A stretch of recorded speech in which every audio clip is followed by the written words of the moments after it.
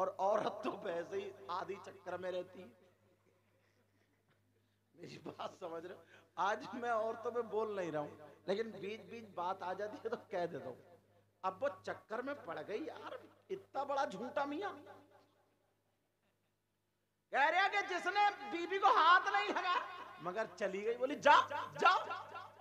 अब नदी से बोली ओ नदी, पानी से बोली ओ पानी, मुझे रास्ता दे दे। वो फकीर मियां बैठे हैं, उन मियां ने भेजा जिसने अभी तक अपनी बीबी को हाथ नहीं लगाया।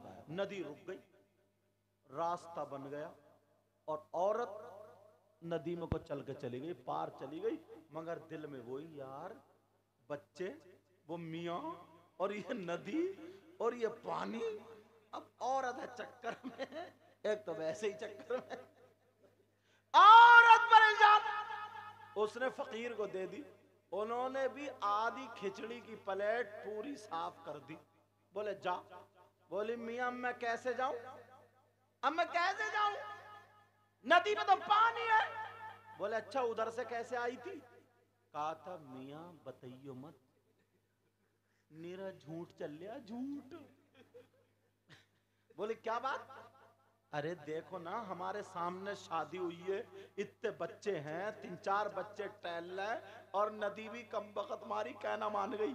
उसने भी पानी दे दिया, उसने भी रास्ता दे दिया। उन्होंने कहा कि जिसने अपनी बीबी को हाथ नहीं लगाया। मियां बोले अच्छा पार उतरना चाह रही? बोले हाँ। बोले जा इस नदी से कह देना कि मुझे उस मियां ने भेजा जिसने अभी तक एक लुकमा खाना नहीं खाया। उसने पलट के देखा, बोली ये तो उससे भी बड़ा झूठा। बोली कहां फंस गई मैं, कहां मारूं सर, कौन से आधी प्लेट मेरे सामने खा गया ये।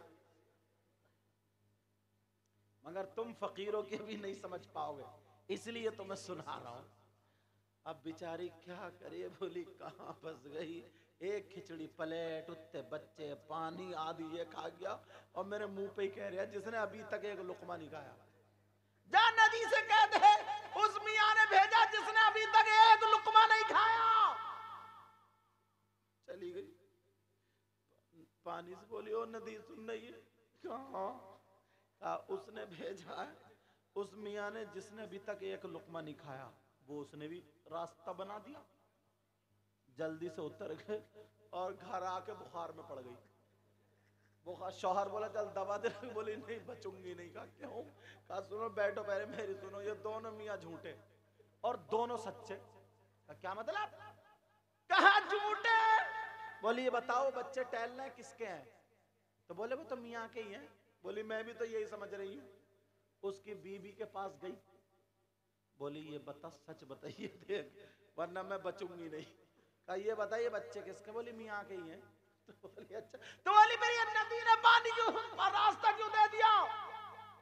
अब जब काफी परेशान हो गई, बुखार पे बुखार चढ़ रहा, बुखार पे बुखार, शौहर ने बीबी को लिया, कहने लगी मियां, कहने लगा मियां मेरी बीबी को बचा लो। मियां मुस्कुरा करके बोले मेरा राज फाश करोगे, मेरा राज फाश करोगे? बोले हाँ। कहा यही पूछने आए हो कि ये बच्चे किसके हैं? कहा सुनो हम अल्लाह वाले अगर शादी करते हैं तो अपने नफ्स के लिए नहीं करते, हम खाते हैं तो अपने नफ्स के लिए नहीं खाते हैं। मैंने अपने नफ्स के लिए अभी तक अपनी बीबी को हाथ नहीं लगाया, सुन्नत रसूल समझ के शादी की थी, उसी में ये बच्चे हो गए। तो आधे सर का दर्द तो ठीक हो गया। बोले सही कह रहा हूं, लेकिन वो जो आधी प्लेट खिचड़ी वो तो सामने ही खत्म हुई है। तो वो बोले पार जाने की जरूरत नहीं है, मैं ही बता देता हूं। उसने आज तक कभी अपने पेट के लिए नहीं खाया, अपने नफ्स के लिए नहीं खाया। अगर कोई दावत पेश करता है तो सुन्नत रसूल समझ के खा लेता है, इसलिए उसने कभी अपने नफ्स के लिए नहीं खाया, रसूलुल्लाह को राजी करने के लिए खाया। इसलिए नदी पे पानी पे हुकूमत है। तो अल्लाह वालों का मामला समझ में जल्दी नहीं आता।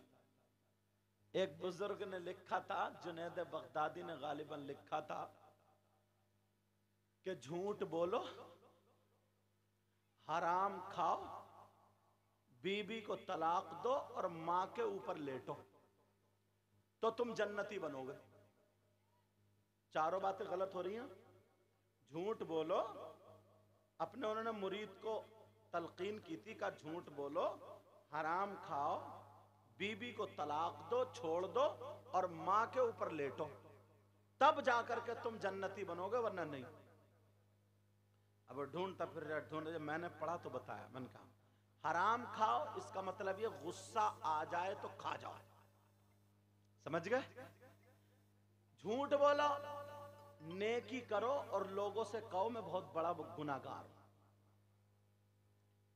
ये नरम नरम गद्दे, ये बिस्तर, ये है बीबी, और चटाई और जमीन है मां।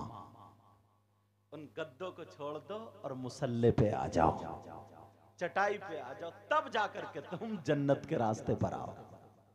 फकीरों की जो नजरें होती है ना अल्लाह वालों, इतनी है, जब मैं पढ़ता चला जाऊं ना तो छोड़ोगे नहीं। अगर तुम किताबें पढ़ोगे तो ऐसी ऐसी बात में बात